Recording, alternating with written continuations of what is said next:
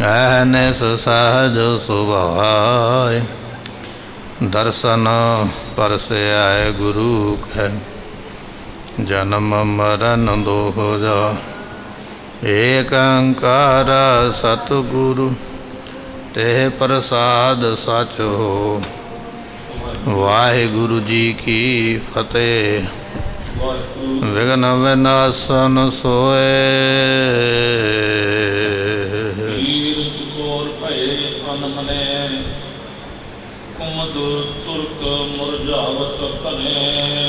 वाहिगुरु जी का खालसा, वाहिगुरु जी की फतेह। गरीब नवाज सतगुरु गुरु ग्रंथ साहिब जियां दी पवित्र हजूरी अंदर जुड़ मिल करके बैठी हुई गुरु प्यारी गुरु सवारी खालसा साध संगत जीओ। आप संगतां गुरु तेग बहादुर महाराज जियां दा इतिहास जो लड़ीवार कथा है सरवण करन वास्ते प्राप्त होए हो। कल आपां ये बचन सरवण कीते सन सतगुरां दे सिख अते दीवान भाई मती दास दे शहीदी फौजां नूं नाल लैके औरंगजेब दे उस महल विच पहुँचे जिथे पलंगे ते उत्ते सुता होया। इहदे पलंगे नूं चुक के उल्टा दिता, बुधियां कर दिता। औरंगजेब त्रबक के डर के उठिया। भाई मती दास ने आख्या, औरंगजेब ये गुरु का हुक्म सी जो मैं तैनूं कुछ आख्या नहीं, पर जे चंगी चाहना तो दिल्ली छड्ड के दौड़ जा। जे एक भी रात दिल्ली विच सुता तो तेरी जिंदगी की अखीरली रात होवेगी। ये बचन सुन के औरंगजेब डरिया। उस तो बाद भाई संतोख सिंह जी ये जो 12वीं रास है इत्थे संपूर्ण हो रही है। अलंकार बनिया सूरज का कि सूरज नूं वेख के किवें कमल दा फुल खिड़ जांदा है, कवियां मुरझा जांदियां, उल्लू नूं दुख हुंदा है, चकवे नूं दुख हुंदा है, किनू किनू सुख हुंदा है। ये ग्रंथ का नाम भी सूरज प्रकाश है। उस मुताबक उदाहरण दे के समझाउणगे, फिर आपां अगे कथा शुरू करांगे। आओ मन का ध्यान टकाइए, मिल के आखिए सतनाम श्री वाहिगुरु साहिब जी। सो गुरु रूपी सूरज जो है उहदे सामने ये जिहड़े पीरां रूपी लोग हन, पीरां रूपी जिहड़ियां चकोरां ने उदास हो गईयां। क्यों? चकोर चंद्रमा नूं वेख के खुश हुंदी है, सूरज नूं वेख के नहीं। गुरु सूरज है। ये पीर जिहड़े चकोरां वर्गे औरंगजेब नूं वेख के खुश होने वाले, औरंगजेब रूपी चंद्रमा नूं वेख के खुश होने वाले पीर उदास हो गए गुरु रूपी सूरज नूं देख के। सो कहन लगे कुमुद नाम कवियां दा है। कवि एक रात नूं खिड़न वाला फुल है। जिवें सूरज नूं वेख के कुछ फुल खिड़दे ने, कुछ फुल वो ने जिहड़े चंद्रमा नूं वेख के खिड़ जांदे, उन्हां नूं कवियां आखिया जांदा। कहन लगे कवियां रूपी ये जिहड़े मुगल सन मरझा गए गुरु रूपी सूरज नूं चढ़िया वेख के। ये मुगल जिहड़े सन उस वेले दुखी होए हन। ते कहन लगे ये मोटे मलाने मोटे जिहड़े गिद्दड़ दे वांग ने। जिवें गिद्दड़ जिहड़ा रात दे हनेरे विच बड़ा चीकदा कूकदा बड़ा रौला पाउंदा, पर जदों सूरज चढ़ जांदा है उस वेले लुकदा फिरदा है। कहन लगे वड्डे वड्डे जिहड़े मुलाने ने इसे तरह ये आप लुकदे फिरदे ने। कौन लिखते फिरदे ने? मुलाने काजी शराह दे बधे हुए धार्मिक आगू जिहड़े ने सतगुरु रूपी सूरज नूं वेख के गिदड़ां दे वांग लुकदे फिरदे हन। कहन लगे दुरन लगे लुकन लग पै खोटियां मना वाले। ये जिहड़े दुष्ट लोक ने, जिवें चोर जिहड़ा है ना रात नूं ही बाहर निकलदा सवेरे छुप जांदा है, ये पापी मना वाले लोग गुरु रूपी सूरज नूं वेख के उस वेले छिपदे फिरदे हन। ये जिहड़े काजी ने पीछे कहिए भाव उल्लू ने, भाई उल्लू नूं रात नूं दीदा दिने अन्ना हो जांदा है। ये काजी भी उल्लू ही ने जिन्हां ने गुरु रूपी सूरज नूं वेख के अपनी अखां बंद कर लईआं हन। ਤੇ ਜਿਸ ਤਰ੍ਹਾਂ ਮੰਨ ਲਓ ਵੀ ਇਹ ਮੰਨੇ ਹੋਏ ਸ਼ਰ੍ਹਾ ਦੇ ਬੱਧੇ ਹੋਏ ਮੰਨ ਲਓ ਚੁੱਪ ਕਰਕੇ ਕਾਜੀ ਬੈਠੇ ਹਨ। ਸੋ ਤਮਚਰ ਜਿਹੜੇ ਨੇ ਚਾਮ ਚਿਕਿੱਤੜ ਵਗੈਰਾ ਜਿਨ੍ਹਾਂ ਨੂੰ ਚਾਮ ਚਿੜਕਾਂ ਕਿਹਾ ਜਾਂਦਾ ਹੈ, ਇੱਥੇ ਬਚਨ ਆ ਗਿਆ ਕਹਿਣ ਲੱਗੇ ਜੀ ਇਹ ਜਿਹੜੇ ਚਾਮ ਚਿੜਕਾਂ ਦੇ ਵਾਂਗ ਅਨੇਕਾਂ ਜਾਤੀਆਂ ਦੇ ਜਿਹੜੇ ਜੀਵ ਹਨ। ਜਿਵੇਂ ਔਰੰਗਜ਼ੇਬ ਦੇ ਵਜ਼ੀਰ ਨੇ ਨਾ ਤੇ ਚਾਮ ਚਿੜਕਾਂ ਨੇ ਭਾਈ। ਚਾਮ ਚਿੜਕ ਰਾਤ ਨੂੰ ਉੱਡਦੀ ਹੈ ਤੁਰਦੀ ਹੈ, ਦਿਨੇ ਕਿਸੇ ਰੁੱਖ ਦੀ ਟਾਹਣੀ ਨਾਲ ਲੱਗ ਕੇ ਬੈਠ ਜਾਂਦੀ ਹੈ। ਔਰੰਗਜ਼ੇਬ ਦੇ ਵਜ਼ੀਰ ਤੇ ਚਾਮ ਚਿੜਕਾਂ ਨੇ ਗੁਰੂ ਰੂਪੀ ਸੂਰਜ ਨੂੰ ਵੇਖ ਕੇ ਦੱਬ ਕੇ ਬੈਠ ਗਏ ਹਨ। ਇਸ ਤਰ੍ਹਾਂ ਨੇ ਭਾਈ ਸਤਿਗੁਰੂ ਜੀ ਗੁਰੂ ਤੇਗ ਬਹਾਦਰ ਪਾਤਸ਼ਾਹ ਸੂਰਜ ਹਨ। ਜਿਹੜਾ ਮੈਂ ਗ੍ਰੰਥ ਲਿਖਿਆ ਭਾਈ ਸੰਤੋਖ ਸਿੰਘ ਜੀ ਕਹਿੰਦੇ ਇਹ ਵੀ ਮਹਾਰਾਜ ਦੀ ਵਡਿਆਈ ਦਾ ਸੂਰਜ ਹੀ ਹੈ। ਇਹਦੇ ਵਿੱਚ ਮਹਾਰਾਜ ਦੀ ਵਡਿਆਈ ਪ੍ਰਕਾਸ਼ ਹੋ ਰਹੀ ਹੈ। ਤੇ ਸਤਿਗੁਰਾਂ ਦੇ ਕੋਲ ਹਨੇਰਾ ਨਹੀਂ ਕਦੇ ਆਉਂਦਾ। ਅਗਿਆਨ ਸੂਰਜ ਦੇ ਕੋਲ ਹਨੇਰਾ ਨਹੀਂ ਜਾਂਦਾ, ਗੁਰੂ ਕੋਲ ਅਗਿਆਨ ਨਹੀਂ ਆਉਂਦਾ, ਅਗਿਆਨ ਭੱਜ ਜਾਂਦਾ ਹੈ। ਤੇ ਸਤਿਗੁਰੂ ਪਾਤਸ਼ਾਹ ਜੀ ਕਰਾਮਾਤਾਂ ਦੇ ਸਮੇਤ ਮੁਕਤੀ ਦਾਤੇ ਮਹਾਰਾਜ ਹਨ। ਅਤੇ ਪਾਤਸ਼ਾਹ ਮਹਾਰਾਜ ਸਾਹਿਬ ਜੀ ਨਾਨਾ ਬਰਨ ਖਿਰੇ ਅਰਬਿੰਦੇ। ਅਰਬਿੰਦ ਨਾਮ ਗੁਰਮੁਖੋ ਕਮਲ ਫੁੱਲ ਦਾ ਹੈ। ਇਹ ਕਈ ਰੰਗਾਂ ਦੇ ਕਮਲ ਫੁੱਲ ਖਿੜ ਗਏ, ਕਈਆਂ ਹਿਰਦਿਆਂ ਵਿੱਚ ਮਹਾਰਾਜ ਨੇ ਪ੍ਰਕਾਸ਼ ਕੀਤਾ ਹੈ। ਸੋ ਇਸੇ ਤਰ੍ਹਾਂ ਜਗਿਆਸੂ ਰੂਪੀ ਜਿਹੜੇ ਭੌਰੇ ਨੇ ਉਹ ਲੁਭਾਏਮਾਨ ਹੋ ਗਏ ਗੁਰੂ ਰੂਪੀ ਸੂਰਜ ਨੂੰ ਵੇਖ ਕੇ। ਗੁਰੂ ਸੂਰਜ ਹੈ, ਗੁਰੂ ਨੂੰ ਵੇਖ ਕੇ ਕਮਲ ਦਾ ਫੁੱਲ ਖਿੜ ਦਿੰਦਾ ਹੈ। ਕਹਿਣ ਲੱਗੇ ਭਾਈ ਕਮਲ ਦੇ ਫੁੱਲ ਦੇ ਉੱਪਰ ਜਗਿਆਸੂ ਜਿਹੜੇ ਇੱਛਾ ਰੱਖ ਕੇ ਰੱਬ ਦੇ ਰਾਹ ਤੇ ਚੱਲੇ ਪਰ ਹਾਲੇ ਤੱਕ ਮੰਜ਼ਿਲ ਤੇ ਨਹੀਂ ਪਹੁੰਚੇ, ਉਹ ਵੀ ਬੜੇ ਖੁਸ਼ ਹੋਏ ਹਨ। ਕਿਉਂਕਿ ਗੁਰੂ ਦਾ ਜਿਹੜਾ ਪ੍ਰੇਮ ਹੈ ਨਾ ਮਕਰੰਦ ਰਸ ਹੈ। ਕਮਲ ਦੇ ਫੁੱਲ ਦੇ ਵਿਚਕਾਰ ਇੱਕ ਛੋਟਾ ਜਿਹਾ ਬੀ ਹੁੰਦਾ, ਉਸ ਨੂੰ ਮਕਰੰਦ ਕਿਹਾ ਜਾਂਦਾ, ਮਕਰੰਦ ਰਸ। ਉਹਦੇ ਵਿੱਚੋਂ ਸੁਗੰਧੀ ਇੰਨੀ ਸੋਹਣੀ ਆਉਂਦੀ ਹੈ ਕਿ ਭੌਰਾ ਉਸ ਸੁਗੰਧੀ ਨੂੰ ਲੈਣ ਵਾਸਤੇ ਉਹਦੇ ਉੱਪਰ ਬੈਠਦਾ ਜਾ ਕੇ, ਤੇ ਫਿਰ ਉੱਥੇ ਹੀ ਆਪਣੇ ਆਪ ਨੂੰ ਟਿਕਾ ਕੇ ਬੈਠ ਜਾਂਦਾ, ਦੁਨੀਆਦਾਰੀ ਭੁੱਲ ਜਾਂਦੀ ਹੈ। ਕਹਿਣ ਲੱਗੇ ਗੁਰੂ ਰੂਪੀ ਇਹ ਜਿਹੜਾ ਗੁਰੂ ਹੈ ਪਾਤਸ਼ਾਹ ਜੀ, ਗੁਰੂ ਦਾ ਪ੍ਰੇਮ ਉਹ ਮਕਰੰਦ ਰਸ ਹੈ ਜਿੱਥੇ ਜਗਿਆਸੂ ਰੂਪੀ ਭੌਰੇ ਬੈਠੇ ਹਨ। ਇਹ ਗੁਰੂ ਕੀ ਸਿੱਖੀ ਜਿਹੜੀ ਹੈ ਸੁਗੰਧੀ ਹੈ ਭਾਈ। ਜਿਵੇਂ ਸੁਗੰਧੀ ਆਉਂਦੀ ਕਮਲ ਦੇ ਫੁੱਲ ਵਿੱਚੋਂ, ਇਸੇ ਤਰ੍ਹਾਂ ਗੁਰੂ ਪਾਤਸ਼ਾਹ ਜੀ ਸਿੱਖੀ ਰੂਪੀ ਸੁਗੰਧੀ ਨੂੰ ਦੇਣ ਵਾਲੇ ਹਨ। ਤੇ ਸਾਰੇ ਜਗਤ ਵਿੱਚ ਮਹਾਰਾਜ ਦੀ ਸਿੱਖੀ ਫੈਲ ਗਈ ਹੈ। ਤੇ ਸਤਿਗੁਰਾਂ ਨੇ ਸੱਚੇ ਨਾਮ ਦਾ ਸਿਮਰਨ ਜਿਹੜਾ ਨਾ ਸਾਰੀਆਂ ਸੰਗਤਾਂ ਨੂੰ ਦਿੱਤਾ ਹੈ। ਜਿੱਥੇ ਕਿਥੇ ਮਹਾਰਾਜ ਜੀਆਂ ਦੀ ਇਹ ਭਗਤੀ ਦਾ ਪ੍ਰਕਾਸ਼ ਹੀ ਗੁਰਮੁਖੋ ਹਿਰਦਿਆਂ ਵਿੱਚ ਹੋ ਗਿਆ ਹੈ। ਜਿਹੜਾ ਜਿਹੜਾ ਇਸ ਭਗਤੀ ਨੂੰ ਪਾਉਂਦਾ ਉਹ ਸੁਖੀ ਹੋ ਜਾਂਦਾ ਸੰਸਾਰ ਦੇ ਵਿੱਚ। ਤੇ ਸਤਿਗੁਰਾਂ ਦਾ ਜਸ ਸਾਰਿਆਂ ਵਿੱਚ ਫੈਲ ਗਿਆ, ਭਾਵੇਂ ਕੋਈ ਮੰਨੇ ਤੇ ਭਾਵੇਂ ਨਾ ਮੰਨੇ। ਹੰਕਾਰ ਕਰਕੇ ਜਿਹੜਾ ਮਰਜ਼ੀ ਕਹਿ ਦੇਵੇ ਵੀ ਮੈਂ ਸ੍ਰੇਸ਼ਟ ਹਾਂ, ਪਰ ਗੁਰੂ ਵਰਗੀ ਵਡਿਆਈ ਕਿਸੇ ਦੀ ਨਹੀਂ ਹੈ। ਭਾਈ ਸੰਤੋਖ ਸਿੰਘ ਜੀ ਕਹਿੰਦੇ ਮੈਂ ਗ੍ਰੰਥ ਲਿਖਿਆ ਗੁਰੂ ਦੀ ਕੀਰਤੀ, ਗੁਰੂ ਦੀ ਵਡਿਆਈ ਲਿਖੀ ਇਹਨਾਂ ਗ੍ਰੰਥਾਂ ਵਿੱਚ। ਆਪਣੀ ਕੋਈ ਮਹਿਮਾ ਨਹੀਂ ਕੀਤੀ, ਆਪਣੇ ਬਾਰੇ ਕੋਈ ਬਾਤ ਨਹੀਂ ਕੀਤੀ ਹੈ। ਇਹ ਤਾਂ ਮੈਂ ਗੁਰੂ ਦੀ ਵਡਿਆਈ ਦਾ ਗ੍ਰੰਥ ਲਿਖਿਆ ਹੈ। ਜਿਹੜਾ ਇਸ ਗ੍ਰੰਥ ਨੂੰ ਪੜ੍ਹੇਗਾ, ਪੜ੍ਹ ਕੇ ਕਥਾ ਕਰੇਗਾ, ਉਹਨੂੰ ਵੀ ਫਲ ਮਿਲੇਗਾ। ਜਿਹੜਾ ਇਸ ਗ੍ਰੰਥ ਦੀ ਕਥਾ ਸੁਣੇਗਾ ਗੁਰੂ ਦੀ ਵਡਿਆਈ ਦੀ, ਉਹਨੂੰ ਵੀ ਫਲ ਮਿਲੇਗਾ। ਇਹ ਮੇਰੀ ਲਿਖੀ ਹੋਈ ਕਥਾ, ਇਹ ਲਿਖੇ ਹੋਏ ਗ੍ਰੰਥ ਪੜ੍ਹਨ ਵਾਲੇ ਨੂੰ ਵੀ ਫਲ ਦੇਣਗੇ, ਸੁਣਨ ਵਾਲੇ ਨੂੰ ਵੀ ਫਲ ਦੇਣਗੇ। ਐਸੀ ਦਾਤ ਪ੍ਰਾਪਤ ਹੋਣੀ ਹੈ। ਸਤਿਗੁਰੂ ਪਾਤਸ਼ਾਹ ਦੇ ਕਈ ਕੌਤਕ ਨੇ ਭਾਈ ਜਿਹੜੇ ਗਿਣੇ ਨਹੀਂ ਜਾ ਸਕਦੇ ਹਨ। ਕੁਝ ਮਹਾਰਾਜ ਦੇ ਕੰਮ ਉਹ ਨੇ ਜਿਹੜੀ ਸਾਰੀ ਦੁਨੀਆ ਨੂੰ ਪਤਾ ਹੈ, ਕੁਝ ਕੰਮ ਉਹ ਨੇ ਜਿਹੜੇ ਕਿਸੇ ਨੂੰ ਨਹੀਂ ਪਤਾ, ਕੇਵਲ ਗੁਰੂ ਨੂੰ ਪਤਾ ਹੈ। ਕੁਝ ਕੰਮ ਗੁਪਤ ਨੇ, ਕੁਝ ਕੰਮ ਪ੍ਰਗਟ ਹਨ। ਤੇ ਸਤਿਗੁਰਾਂ ਦੇ ਵਿੱਚ ਅਯਰ ਜਰਨ ਜਿਹੜੀਆਂ ਸ਼ਕਤੀਆਂ ਕੋਈ ਜਰ ਨਹੀਂ ਨਾ ਸਕਦਾ, ਉਹ ਵੀ ਮਹਾਰਾਜ ਜਰ ਕੇ ਬੈਠ ਜਾਂਦੇ। ਐਸੀ ਮਹਾਰਾਜ ਦੀ ਵਡਿਆਈ ਹੈ। ਜਿਵੇਂ ਗੁਰੂ ਅੰਗਦ ਸਾਹਿਬ ਪਾਤਸ਼ਾਹ ਨੂੰ ਆਖਿਆ ਸੀ ਖਹਿਰੇ ਜੱਟਾਂ ਨੇ ਮਹਾਰਾਜ ਮੀਂਹ ਪਵਾ ਦਿਓ, ਨਹੀਂ ਤੇ ਤਪਾ ਕਹਿੰਦਾ ਮੈਂ ਪਵਾ ਦਿਆਂਗਾ, ਤੁਹਾਨੂੰ ਪਿੰਡ ਵਿੱਚੋਂ ਬਾਹਰ ਨਿਕਲਣਾ ਪੈਣਾ। ਹੁਣ ਮਹਾਰਾਜ ਹੈਣ ਤੇ ਸਮਰੱਥ, ਇੱਕ ਛਿਣ ਦੇ ਵਿੱਚ ਮੀਂਹ ਪਵਾ ਸਕਦੇ, ਪਰ ਅਜਰ ਸ਼ਕਤੀ ਨੂੰ ਜਰ ਕੇ ਰੱਖਿਆ। ਮਹਾਰਾਜ ਕਹਿੰਦੇ ਭਾਈ ਪਿੰਡ ਛੱਡ ਦਿੰਦੇ ਆ, ਜਾਓ ਤਪੇ ਨੂੰ ਕਹੋ ਕਿ ਮੀਂਹ ਪਵਾ ਦੇਵੇ। ਆਪ ਪਿੰਡ ਛੱਡ ਕੇ ਪਿੰਡੋਂ ਬਾਹਰ ਚਲੇ ਗਏ।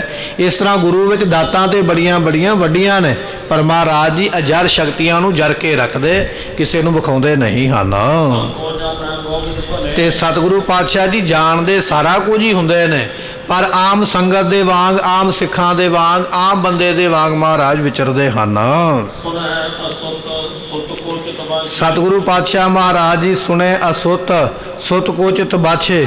ਜਿਹੜਾ ਪੁਰਸ਼ ਇਸ ਕਥਾ ਨੂੰ ਸੁਣੇਗਾ, ਜਿਹੜਾ ਇਸ ਕਥਾ ਨੂੰ ਸੁਣ ਕੇ ਦਾਤ ਨੂੰ ਪ੍ਰਾਪਤ ਮੰਗਦਾ ਹੈ, ਉਸ ਨੂੰ ਗੁਣਾ ਵਾਲਾ ਪੁੱਤਰ ਮਿਲੇਗਾ। ਇਹ ਮਹਾਰਾਜ ਦੀ ਵਡਿਆਈ ਐਸੀ ਹੈ। ਕਹਿਣ ਲੱਗੇ ਜਿਹਦੇ ਕੋਲ ਪੁੱਤਰ ਨਹੀਂ ਨਾ, ਬੱਚਾ ਨਹੀਂ ਹੈ, ਜੇ ਉਹ ਕਥਾ ਸੁਣੇਗਾ ਤੇ ਉਸ ਨੂੰ ਮਨ ਇੱਛਤ ਇਹ ਦਾਤ ਪੁੱਤਰ ਦੀ ਮਿਲ ਜਾਵੇਗੀ, ਸੰਤਾਨ ਦੀ ਮਿਲ ਜਾਂਦੀ ਹੈ। ਐਸੀਆਂ ਦਾਤਾਂ ਮਿਲਦੀਆਂ ਹਨ। ਜਿਹੜਾ ਬੰਦਾ ਦਲਿਦਰੀ ਹੈ, ਦਲਿਦਰੀ ਜਿਹੜਾ ਮੰਜੇ ਨਾਲ ਹੀ ਲੱਗਾ ਰਹਿੰਦਾ, ਉੱਠਣ ਦਾ ਯਤਨ ਹੀ ਨਹੀਂ ਕਰਦਾ, ਕੋਈ ਨਹੀਂ ਕੋਈ ਕਮਾਵੇਗਾ ਤੇ ਲਿਆਵੇਗਾ ਤੇ ਮੈਂ ਖਾ ਲਵਾਂਗਾ, ਦਰਿਦਰੀ ਜਿਹੜਾ ਦਰਿਦਰ ਪਿਆ ਹੋਇਆ, ਕੰਮ ਨਹੀਂ ਕਰਨਾ ਚਾਹੁੰਦਾ। ਕਹਿਣ ਲੱਗੇ ਜੋ ਵੀ ਕਥਾ ਸੁਣੇਗਾ ਨਾ ਭਾਈ ਆ ਕੇ, ਤੇ ਮਹਾਰਾਜ ਬੇਅੰਤ ਧਨ ਦੀ ਦਾਤ ਉਸ ਨੂੰ ਬਖਸ਼ਿਸ਼ ਕਰ ਦੇਣਗੇ। ਐਸੀਆਂ ਦਾਤਾਂ ਦੇਣ ਵਾਲੇ ਹਨ। ਜਿਹੜੇ ਜਿਹੜੇ ਲੋਕ ਇਸ ਕਥਾ ਨੂੰ ਸੁਣਨਗੇ, ਭਾਈ ਆਪ ਕਥਾ ਸੁਣ ਆਉਂਦੇ ਹੋ ਨਾ ਦੋਨੇ ਸਮੇਂ, ਇਹ ਕਥਾ ਸੁਣਨ ਵਾਲਿਆਂ ਨੂੰ ਭਾਈ ਸਾਹਿਬ ਦੱਸਦੇ ਪਏ। ਕਹਿਣ ਲੱਗੇ ਜਿਹੜਾ ਕਥਾ ਸੁਣੇਗਾ ਉਹਦੇ ਮਨ ਵਿੱਚ ਮਹਾਰਾਜ ਸ਼ਰਧਾ ਵਧਾ ਦੇਣਗੇ। ਪਹਿਲਾ ਬਚਨ ਇਹ ਸੀ ਪੁੱਤਰ ਦੀ ਪ੍ਰਾਪਤੀ ਹੋਵੇਗੀ, ਦੂਜਾ ਬਚਨ ਇਹ ਧਨ ਮਿਲ ਜਾਵੇਗਾ, ਤੀਜਾ ਬਚਨ ਇਹ ਸ਼ਰਧਾ ਪੈਦਾ ਹੋਵੇਗੀ ਸੰਗਤ ਵਿੱਚ ਆ ਕੇ ਜਿਹੜਾ ਕਥਾ ਨੂੰ ਸੁਣਦਾ ਹੈ। ਦੋਵਾਂ ਲੋਕਾਂ ਵਿੱਚ ਮੁਕਤੀ ਹੋਵੇਗੀ। ਇਹ ਸੰਗਤ ਇੰਨੀ ਵੱਡੀ ਮਹਾਨ ਹੈ ਜਿਹਦੇ ਵਿੱਚ ਆ ਕੇ ਬੈਠੇ ਹੋ। ਇਸ ਲੋਕ ਦੇ ਵਿੱਚ ਵੀ ਸੁਖ ਮਿਲੇਗਾ, ਪਰਲੋਕ ਦੇ ਵਿੱਚ ਵੀ ਸੁਖ ਮਿਲਦਾ ਹੈ। ਤੇ ਸਿੱਖੀ ਦੀ ਜਿਹੜੀ ਵਿਧੀ ਹੈ ਨਾ, ਉਹ ਤੇਰੇ ਹਿਰਦੇ ਵਿੱਚ, ਜਿਵੇਂ ਆਪਾਂ ਮਿੱਟੀ ਵਿੱਚ ਬੂਟਾ ਲਾਈਏ ਤੇ ਵੱਡਾ ਹੋ ਜਾਂਦਾ ਹੈ, ਇਹ ਸਿੱਖੀ ਦੀ ਜੜ ਤੇਰੇ ਹਿਰਦੇ ਵਿੱਚ ਪਲ ਜਾਏਗੀ, ਲੱਗ ਜਾਏਗੀ। ਐਸੀ ਇਹ ਗੁਰੂ ਕੀ ਕਥਾ, ਇਹ ਗੁਰੂ ਕੀ ਸੰਗਤ ਹੈ। ਅਤੇ ਜਿੰਨੇ ਕਲਮਲ ਸਮੂਹ ਬੱਜਰ ਪਾਪ ਨੇ ਸਾਰੇ ਨਾਸ ਹੋ ਜਾਣਗੇ। ਸੰਗਤ ਕਾ ਗੁਣ ਬਹੁ ਅਧਿਕਾਈ, ਪੜ ਸੂਆ ਗਣਕ ਉਧਾਰੇ। ਮਹਾਰਾਜ ਜੀਆਂ ਦਾ ਬਚਨ ਮੇਰੇ ਮਾਧੋ ਜੀ, ਸਤ ਸੰਗਤ ਮਿਲੈ ਸੋ ਤਰਿਆ। ਐਸੀ ਸੰਗਤ ਹੈ ਭਾਈ, ਇੱਥੇ ਸਮੂਹ ਕੀਤੇ ਹੋਏ ਪਾਪ ਮਾਫ ਹੋ ਜਾਂਦੇ, ਨਾਸ ਹੋ ਜਾਂਦੇ। ਐਸੀਆਂ ਇਹ ਦਾਤਾਂ ਦੇਣ ਵਾਲੀ ਸੰਗਤ ਹੈ। ਹੌਲੀ ਹੌਲੀ ਮਨ ਵੀ ਇੱਥੇ ਪਵਿੱਤਰ ਹੋ ਜਾਂਦਾ ਹੈ। ਜਿਹੜਾ ਬੰਦਾ ਨੇਮ ਨਾਲ, ਪ੍ਰੇਮ ਨਾਲ, ਸ਼ਰਧਾ ਨਾਲ ਕਥਾ ਸੁਣਨ ਵਾਸਤੇ ਆਇਆ, ਕੀਰਤਨ ਸੁਣਨ ਵਾਸਤੇ ਆਇਆ, ਮੈਂ ਮੇਰੀ ਤੋਂ ਪਰੇ ਹੋ ਗਿਆ, ਨਿੰਦਿਆ ਚੁਗਲੀ ਤੋਂ ਪਰੇ ਹੋ ਗਿਆ, ਐਸੀ ਭਾਵਨਾ ਨਾਲ ਜਿਹੜਾ ਸੁਣਦਾ ਹੈ ਨਾ ਕਥਾ, ਕਹਿੰਦੇ ਹੌਲੀ ਹੌਲੀ ਉਹਦਾ ਮਨ ਪਵਿੱਤਰ ਹੋ ਜਾਂਦਾ ਹੈ। ਉਹਦੇ ਮਨ ਦੀ ਮੈਲ ਲੈ ਜਾਂਦੀ ਹੈ ਸੰਗਤ ਵਿੱਚ ਆ ਕੇ। ਪਰ ਜੇ ਸੰਗਤ ਵਿੱਚ ਆ ਕੇ ਵੀ ਊਣਤਾਈਆਂ ਕੀਤੀਆਂ, ਨਿੰਦਿਆ ਕਰਦੇ ਰਹੇ, ਚੁਗਲੀ ਕਰਦੇ ਰਹੇ, ਆਪਣੀ ਵਡਿਆਈ ਕਰਦੇ ਰਹੇ, ਤੇ ਫਿਰ ਇਹ ਮੈਲ ਨਹੀਂ ਉਤਰੇਗੀ। ਸੋ ਮੈਲ ਉਹਨਾਂ ਦੀ ਉਤਰਦੀ ਹੈ ਜਿਹੜੇ ਭਾਵਨਾ ਨਾਲ ਗੁਰੂ ਦੀ ਵਡਿਆਈ ਸਰਵਣ ਕਰਦੇ। ਹੌਲੀ ਹੌਲੀ ਕਹਿੰਦੇ ਉਹਨਾਂ ਦੇ ਮਨ ਪਵਿੱਤਰ ਹੋ ਜਾਂਦੇ ਹਨ। ਹਿਰਦੇ ਵਿੱਚ ਭਗਤੀ ਤੇ ਵਿਰਾਗ ਜਿਹੜਾ ਪ੍ਰਾਪਤ ਹੁੰਦਾ ਹੈ। ਜਿਹੜਾ ਸੰਗਤ ਵਿੱਚ ਮਿਲੇਗਾ ਭਾਈ, ਉਹ ਆਪ ਸੰਤ ਬਣ ਜਾਏਗਾ। ਇਹ ਸੰਗਤ ਐਸਾ ਪਾਰਸ ਹੈ, ਇਹਦੇ ਨਾਲ ਮਿਲੋਗੇ ਨਾ ਸੰਗਤ ਵਿੱਚ ਆ ਕੇ, ਤੇ ਇਹ ਸੰਗਤ ਜਿਹੜੀ ਹੈ ਇਹ ਸੰਤ ਬਣਾ ਦੇਵੇਗੀ। ਐਸੀ ਅਵਸਥਾ ਬਣ ਜਾਂਦੀ ਹੈ, ਐਸੀ ਸੰਗਤ ਹੈ। ਜਿਸ ਤਰ੍ਹਾਂ ਕਿ ਛੱਜੂ ਝੂਵਰ ਮਿਲਿਆ ਗੁਰੂ ਕੇ ਸਿੱਖਾਂ ਦੀ ਸੰਗਤ ਵਿੱਚ, ਗੁਰੂ ਹਰਕ੍ਰਿਸ਼ਨ ਪਾਤਸ਼ਾਹ ਦੀ ਸੰਗਤ ਵਿੱਚ ਛੱਜੂ ਝੀਵਰ ਆਇਆ। ਮਹਾਰਾਜ ਜੀਆਂ ਨੇ ਸੰਗਤ ਵਿੱਚ ਐਸੀ ਦਾਤ ਬਖਸ਼ਿਸ਼ ਕੀਤੀ, ਸੰਤ ਬਣ ਗਿਆ, ਬ੍ਰਹਮ ਗਿਆਨ ਦੀ ਦਾਤ ਪ੍ਰਾਪਤ ਕਰ ਗਿਆ। ਇਹ ਐਸੀ ਸੰਗਤ ਹੈ ਭਾਈ ਜਿਹਦੇ ਵਿੱਚ ਆ ਕੇ ਬੈਠਦੇ ਹੋ। ਇੱਥੇ ਆ ਕੇ ਬੈਠ ਕੇ ਭਾਵਨਾ ਰੱਖਿਆ ਕਰੋ, ਸ਼ਰਧਾ ਰੱਖਿਆ ਕਰੋ। ਸਤਿਗੁਰੂ ਪਾਤਸ਼ਾਹ ਕਹਿਣ ਲੱਗੇ, ਸਤ ਸੰਗਤ ਮਿਲ ਹੋਇਆ ਹੈ ਸੰਤ। ਜਿਹੜਾ ਇਸ ਸੰਗਤ ਵਿੱਚ ਆ ਕੇ ਬੈਠੇਗਾ ਨਾ ਗੁਰੂ ਦੀ ਕਥਾ ਸੁਣਨ ਵਾਸਤੇ, ਉਹ ਭਾਈ ਸੰਤ ਬਣ ਜਾਏਗਾ। ਐਸੀ ਇਹ ਸੰਗਤ ਦਾਤ ਦੇਣ ਵਾਲੀ ਹੈ। ਹੁਣ ਆਪਣੀ ਗੱਲ ਕਰਦੇ, ਕਹਿਣ ਲੱਗੇ ਭਾਈ ਇਹ ਤੇ ਮੈਂ ਗੁਰੂ ਦੀ ਵਡਿਆਈ ਕੀਤੀ, ਕਥਾ ਦੀ ਵਡਿਆਈ ਕੀਤੀ, ਸੰਗਤ ਦੀ ਵਡਿਆਈ ਕੀਤੀ ਹੈ। ਹੁਣ ਕਹਿੰਦੇ ਮੇਰੇ ਬਾਰੇ ਵੀ ਸੁਣ ਲਓ ਭਾਈ। ਮੈਂ ਕਥਾ ਤੇ ਲਿਖਦਾ ਪਿਆ, ਪਰ ਮੈਂ ਕਿੰਨੀ ਕੁ ਔਕਾਤ ਦਾ ਮਾਲਕ ਹਾਂ ਇਹ ਵੀ ਮੈਂ ਦੱਸ ਦੇਵਾਂ। ਕਹਿਣ ਲੱਗੇ ਮੋਹ ਮੈਂ ਸ਼ਕਤ ਨਾ ਹੁਤੀ ਬਸਾਲਾ। ਮੇਰੇ ਵਿੱਚ ਕੋਈ ਤਾਕਤ ਨਹੀਂ ਸੀ ਵੀ ਮੈਂ ਕਥਾ ਲਿਖ ਦੇਵਾਂ। ਕਿੰਨੀ ਨਿਮਰਤਾ ਹੈ, ਕਿੰਨਾ ਵੱਡਾ ਗ੍ਰੰਥ ਲਿਖਿਆ। ਅੱਜ ਤੱਕ ਕੋਈ ਵਿਦਵਾਨ ਇਹੋ ਜਿਹਾ ਗ੍ਰੰਥ ਲਿਖ ਨਹੀਂ ਸਕਿਆ, ਇੰਨੀਆਂ ਪੋਥੀਆਂ ਜਾਂ ਇੰਨਾ ਇਤਿਹਾਸ ਲਿਖ ਨਹੀਂ ਸਕਿਆ। ਜਿਹੜੇ ਅੱਜ ਕਿੰਤੂ ਪਰੰਤੂ ਸ਼ੰਕਾ ਕਰਦੇ ਨਾ ਭਾਈ ਸਾਹਿਬ ਦੇ ਇਤਿਹਾਸ ਦੇ ਉੱਪਰ ਉਂਗਲਾਂ ਚੁੱਕਦੇ, ਉਹਨਾਂ ਨੇ ਇੱਕ ਅੱਖਰ ਤੱਕ ਨਹੀਂ ਲਿਖ ਸਕੇ ਆਪਣੇ ਕੋਲੋਂ। ਇੰਨਾ ਵੱਡਾ ਗ੍ਰੰਥ ਲਿਖ ਕੇ ਆਖਦੇ ਮੇਰੇ ਵਿੱਚ ਕੋਈ ਤਾਕਤ ਨਹੀਂ ਸੀ ਵੀ ਮੈਂ ਇਹ ਗ੍ਰੰਥ ਲਿਖ ਦੇਵਾਂ, ਇਹ ਕਥਾ ਲਿਖ ਦੇਵਾਂ। ਨਹੀਂ, ਮੈਂ ਇੰਨੇ ਜੋਗਾ ਨਹੀਂ, ਨਾ ਮੈਂ ਇਹ ਕਾਰਜ ਕਰ ਸਕਦਾ ਸੀ। ਪਰ ਮੇਰੇ ਮਨ ਦੇ ਵਿੱਚ ਇਹ ਲਾਲਸਾ ਵੱਧ ਰਹੀ ਸੀ ਵੀ ਮੈਂ ਲਿਖਾਂ। ਮੇਰੀ ਇਹ ਮਨੋ ਤਮੰਨਾ ਸੀ ਹਿਰਦੇ ਵਿੱਚ ਵੀ ਮੈਂ ਗੁਰੂ ਦਾ ਇਤਿਹਾਸ ਲਿਖਾਂ। ਪਰ ਜਦੋਂ ਮੈਂ ਲਿਖਣ ਦਾ ਯਤਨ ਕਰਦਾ, मैं इन्ने जोगा नहीं सी, ना मेरे विच इन्नी मत, ना मैनू इन्नी अकल, ना मैनू इन्ना ज्ञान, ना मैनू कोई सोझी ते ना मेरे कोल कोई धन दौलत। पर मेरी इच्छा सी मन दे विच भी मैं इहो जिहा इतिहास लिखां, आउण वालियां पीढ़ियां गुरु दा जस सुन के गुरु दे नाल जुड़ियां रहन, गुरु वाले बन जान, शरधा भावना पैदा हो जावे। ये मैं चाहुंदा सी। कहण लगे पर मेरे विच इन्नी ताकत नहीं भी मैं इहो जिहा ग्रंथ लिखना करां। ये जिहड़ी मैं कथा लिखी है ना भाई गुरु दी, ये मैं नहीं लिखी। भाई साहब नूं पुछया संतोख सिंह जी फिर किन्ना ने लिखी है? कहण लगे महाराज ने आपे ही बनवाई है। मेरा हथ फड़ के उन्होंने आपे मैनू कहा भी लै लिखी चल। जिवें छोटा जिहा बच्चा पहले दिन स्कूल गया ना, उन्होंने फट्टी के उपर लिखना नहीं आता, उन्होंने लिखाउण वाला पढ़ाउण वाला टीचर बच्चे का हथ अपने हथां विच फड़ के तो उसनू अखर पाउण दी जाच दसदा, इस तरह अखर पा। अपने हथां नाल टीचर ने आप ही विद्यार्थी नूं पढ़ा दिता, लिखा दिता, सिखा दिता। कहण लगे भाई मेरा गुरु भी इहो जिहा ही है, मैं नहीं सी कथा लिख सकदा, ना मेरे कोल इन्नी ताकत है। ये तो गुरु ने मेरा हाथ ही फड़ लिया। कहण लगे संतोख सिंघा ये इतिहास तेरे कोलों लिखवाउणा है। तो सतगुरां ने आप ही मेरा हाथ फड़ के ये जिहड़े मैं 4 अखर लिखे ग्रंथां दे विच गुरु दी महिमा दे, ये सतगुरां ने आप ही भाई मेरे कोलों कथा बनवा लई है। मैं तो इन्नी समर्था नहीं रखता। हाँ ये मैनू दास जान के, सेवक जान के महाराज ने वडियाई दी है ना। सतगुरु पातशाह ऐसे ने जिहड़े अपने सिखां नूं वडियाई दिंदे ने। सो अपने सिखां नूं महाराज वडियाउण वाले ने। ऐसी सतगुरां दी महिमा है। तुमरी सरन तुम्हारी आसा, तुम ही सजन सुहेले, राखो राखण हार दयाला, नानक घर के गोले। मैं ते दास ही महाराज दे घर दा, दास जान कर दास पर कीजिए कृपा अपार। ऐसी अपार कृपा महाराज ने साडे ते कीती है अते मैनू दास जान के ये ते वडियाई दिती है महाराज जियां ने मैनू। ये तो महाराज ये कार्य किसी कोलों भी करवा सकते, पर मैनू वडियाई देनी तां महाराज ने नवाजिया है। ये सतगुरां दी जिहड़ी वडियाई है ये गंगा पानी दे वांग पवित्र है। क्योंकि शास्त्रां दे विच ना गंगा दी बड़ी महिमा लिखी है। उन्हां समयां विच लोग गंगा दे पानी नूं बड़ा उत्तम जानते सन, इशनान करते, कई तरह के जग गंगा दे पानी नाल शुरू करते। कहण लगे भाई महाराज दी वडियाई गंगा दे पानी वांग पवित्र है। सतगुरां दी वडियाई दे मुकाबले कोई भी दुनिया का जिहड़ा स्रोत है पहुँच नहीं सकता। महाराज दी वडियाई है तो बड़ी वड्डी, पर हुण गंगा तो वड्डा साडे कोल कोई उदाहरण नहीं ना हैगा देण वास्ते। की उदाहरण देवांगे? गंगा ही सब तो वड्डी है। इस करके सब तो वड्डी उदाहरण चुकी है महाराज दी महिमा नूं तोलन वास्ते। पर महाराज दी महिमा किसे नाल भी गिणी तुनी मोली नहीं जा सकती। ऐसी महाराज वड्डे हन। सतगुरु पातशाह महाराज जी ਜਿਹੜੇ ਵਡਿਆਈ ਨੂੰ ਗੁਰੂ ਦੀ ਨੂੰ ਪ੍ਰਾਪਤ ਹੋਣਗੇ ਉਹਨਾਂ ਗੁਰਮੁਖਾਂ ਦੇ ਪਾਪ ਨਾਸ ਹੋ ਜਾਣਗੇ।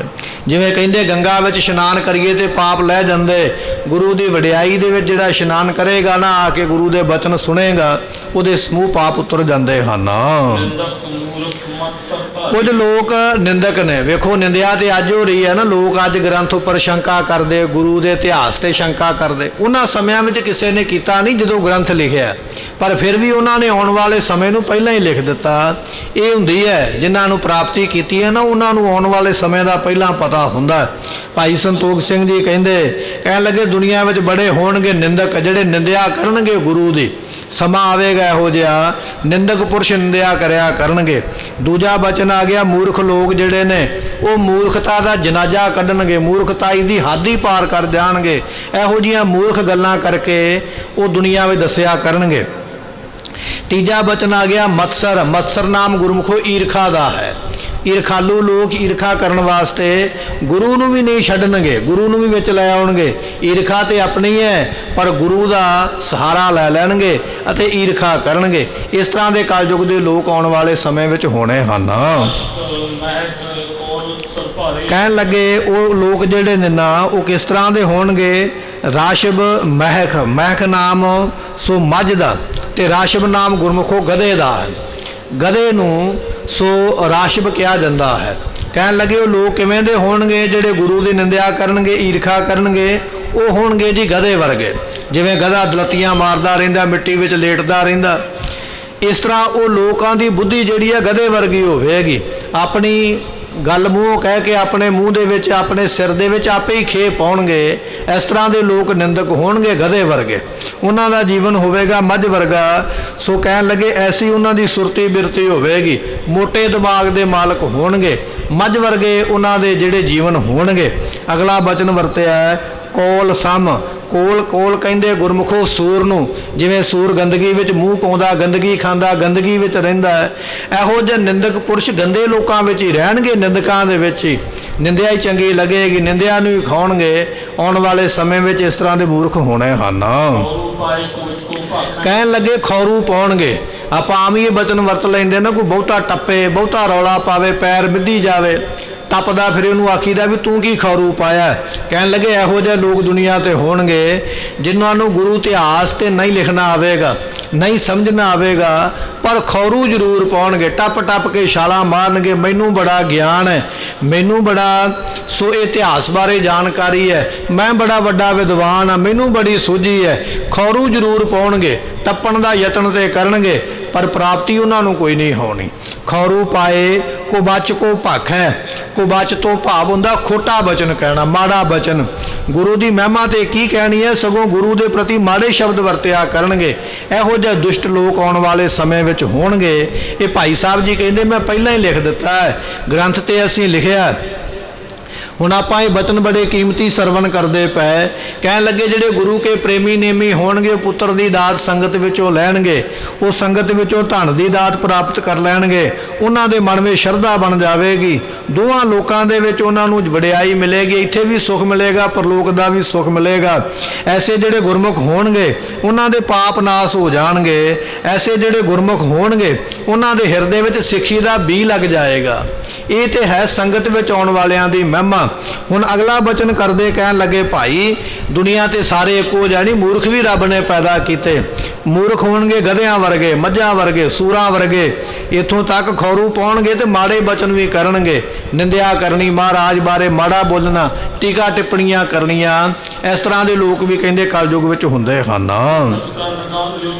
ਤੇ ਕਹਿਣ ਲੱਗੇ ਉਸ ਵੇਲੇ ਮਹਾਰਾਜ ਦੀ ਕੀਰਤੀ ਨੂੰ ਦੁਖਤ ਕਰਨਾ, ਇਹ ਕਥਾ ਰੂਪ ਗੰਗਾ ਨੂੰ ਗੰਦਲਾ ਕਰਨਾ ਹੈ।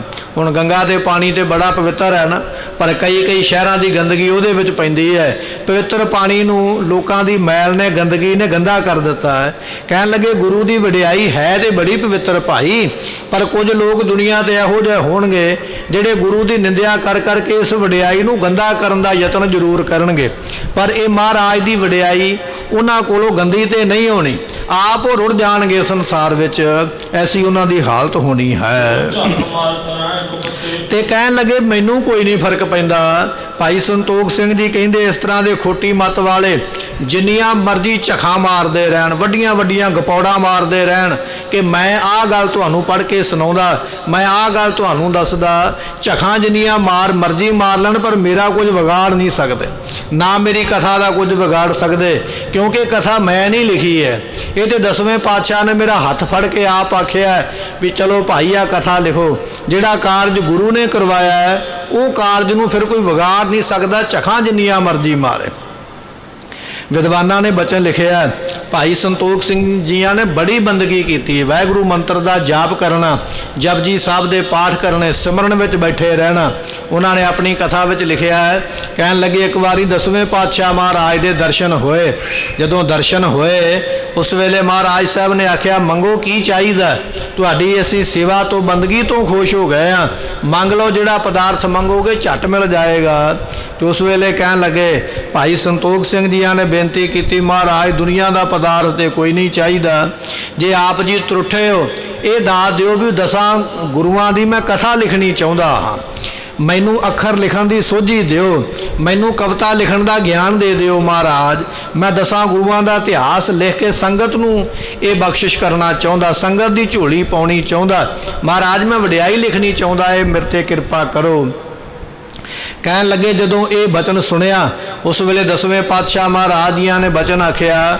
ਕਹਿਣ ਲੱਗੇ ਭਾਈ ਸੰਤੋਖ ਸਿੰਘ ਜੀ ਜਦੋਂ ਇਤਿਹਾਸ ਲਿਖੋਗੇ, ਸ਼ਰਧਾ ਨਾਲ ਅਰਦਾਸ ਕਰੋਗੇ ਨਾ ਸਤਿਗੁਰਾਂ ਦੇ ਚਰਨਾਂ ਵਿੱਚ, ਜਿਹੜੇ ਗੁਰੂ ਦਾ ਇਤਿਹਾਸ ਤੁਸੀਂ ਲਿਖਣਾ ਚਾਹੋਗੇ, ਜਦੋਂ ਉਸ ਗੁਰੂ ਦਾ ਨਾਮ ਲੈ ਕੇ ਅਰਦਾਸ ਕਰੋਗੇ ਤੁਹਾਡੇ ਤੇ ਕਿਰਪਾ ਇਹੋ ਜਿਹੀ ਵਾਪਰੇਗੀ, ਮਹਾਰਾਜ ਦੇ ਸਾਰੇ ਕੌਤਕ ਤੁਹਾਨੂੰ ਅੱਖਾਂ ਦੇ ਸਾਹਮਣੇ ਦਿਸਿਆ ਕਰਨਗੇ।